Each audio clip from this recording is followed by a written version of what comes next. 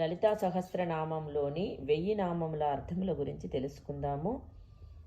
ధ్యాన శ్లోకం నుండియే అర్థమును ప్రారంభిద్దాము. మొట్టమొదటగా ధ్యానము.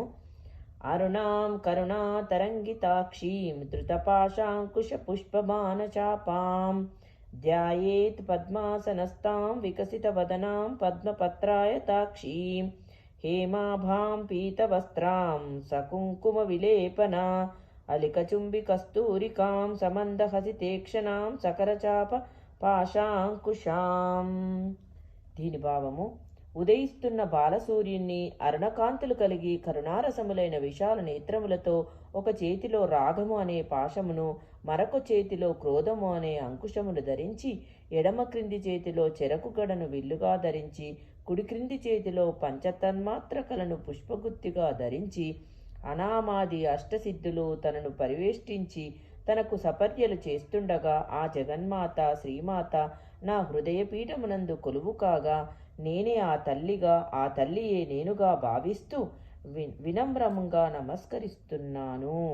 ఆ జగన్మాతను ఈ స్వరూపముతో భావిస్తున్నాను. పద్మదళముల వంటి విశాల నేత్రాలతో, బంగారు మేని పసుపు రంగు దేహఛాయతో మెరిసిపోతూ, పట్టు పీతాంబరపు చీరను ధరించి పద్మాసనయై, పద్మహస్తంతో స్వాభరణములతో భూషితమై, కోమలమైన లావణ్య రాశి అయి, నిరంతరము తన భక్తులకు అభయప్రదాతయై, సకల సురల చేత సేవింపబడుతూ శాంతమూర్తి అయి సర్వసంపదలను ప్రసాదించే జగన్మాత శ్రీ విద్యాస్వరూపిణి అయిన భవానీకి మొక్కుతూ ఆ తల్లిని నా హృదయపీఠంపై ధ్యానిస్తున్నాను.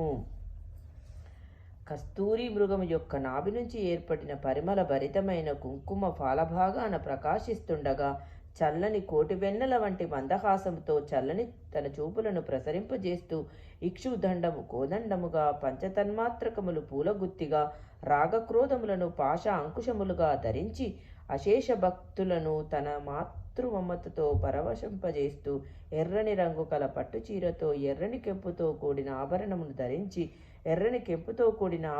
ధరించి ఎర్రని హృదయ సూర్యుని కాంతి ప్రకాశముతో జపాకుసుమమైన ఎర్రమందారం వలె సుకుమార దేహముతో కాంతితో శోభిస్తున్న ఆ తల్లిని నా జపనిధిగా భావిస్తూ, నవవిధ భక్తి మార్గాలలో నాకు అనుకూలమైన మార్గాన్ని ఎంచుకొని స్మరించి తరిస్తాను అని దీని యొక్క భావము. ఈ ధ్యానం యొక్క తాత్పర్యం యొక్క భావము. మిగతా నామముల యొక్క అర్థములు రేపటి నుంచి మరో వీడియోలో తెలుసుకుందాం.